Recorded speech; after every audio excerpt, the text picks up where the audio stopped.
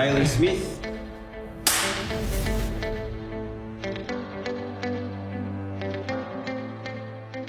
So I'm an inside-outside mid, and I can play half-back, and I played half-forward a bit this year, so I like to think I'm versatile.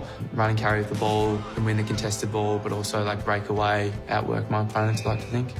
Here we go, Bailey Smith for Vic Metro, the star midfielder from 50, goes low, hard and flat and kicks the second for Vic Metro. He was running laps around Sandringham Oval. Tom Mitchell was there as well. Had a kick with Tom Mitchell. How good's that for a youngster as a Hawthorn supporter? Having a bit of a run and a kick with Tommy Mitchell, and here he is now on the MCG, strutting his stuff. So New Year's mornings down at Sorrento, having a kick, doing my running, and Tom Mitchell rocks up at about 8. He was doing his Hawks program, and meanwhile me and a mate are doing our skills, and he asked to jump in because he didn't have a partner, I didn't have a footy, and we had a kick for 20 minutes, half an hour, on and off when he had to do his running.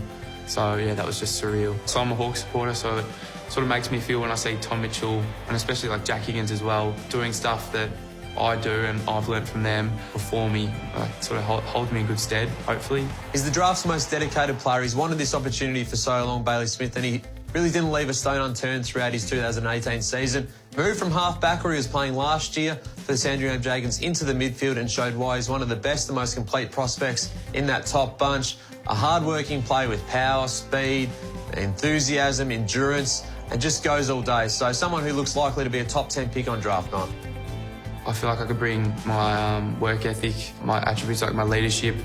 I'd like to take, as I get older, probably take a few boys under my wing and just create like a really happy, positive environment. Oh, I'd like to think, yeah, pretty driven, but I don't really put a measure on it. I just, day by day, try to get the best out of myself. First, like to just play consistent football in a side where I feel comfortable with, have a lot of mates, and then try to get team success. Premiership would just be insane with the side that I love. That would just be too good to be true. Hardest worker I've ever seen. I think we used to do pre-season sessions together, and he would do a running session with me and then do another one after that. So in terms of his work, I think he's faultless. That period when people might take the foot off the pedal, I did like a little training camp. I was just up early mornings all throughout summer, just doing my extras, and that just every day is the best of my ability, from my diet to actually doing the things like physically or my mindfulness, whatever it may be. Yeah, I think it's been an unreal year for him. I think I knew he was a really strong player going into this year, but I think this year he's really shown to everyone that, he's probably a top 10 talent, definitely a top 5.